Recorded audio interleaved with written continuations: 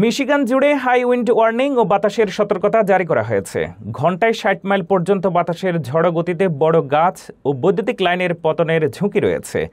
এলেগান, Ottawa, van বিউরন, Mason, মাস্কেগন ও অশিনিয়া কাউন্টিতে high wind warning, অন্যান্য এলাকায় সতর্কতা কার্যকর। ম্যাকিনাক ব্রিজে বাতাসের কারণে আংশিক বা সম্পূর্ণ বন্ধের সম্ভাবনা আছে। মিশিগানের অনেক এলাকায় তীব্র বাতাসের সতর্কতা ও হাই উইন্ড ওয়ার্নিং জারি করা হয়েছে।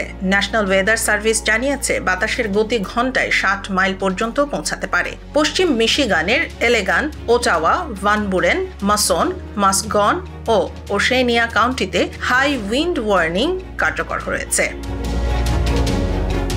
রাজ্যের দক্ষিণ, উত্তর ও উঁচু অঞ্চলে উইন্ড অ্যাডভাইজরি জারি করা হয়েছে, যেগুলো ঘন্টায় ২০ থেকে ৩০ মাইল বেগের বাতাস এবং ৪৫ মাইল পর্যন্ত ঝড়ো গতি নির্দেশ করছে। ম্যাকিনাক ব্রিজে উচ্চ বাতাসের সতর্কতা থাকায় বাতাস আরও শক্ত হলে ব্রিজ বন্ধ করা হতে পারে। ২০ থেকে ৩৫ মাইল বেগের বাতাসে উচ্চ প্রোফাইল যানবাহন ২০ মাইল প্রতি ঘন্টায় গতিতে সীমাবদ্ধ।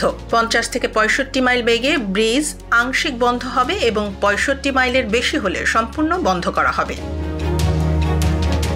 নাগরিকদের সতর্ক করা হয়েছে বড় গাছ ও বৈদ্যুতিক লাইনের পতনের ঝুঁকি রয়েছে এবং ভ্রমণ, বিশেষ করে বড় যানবাহনের জন্য বিপজ্জনক হতে পারে।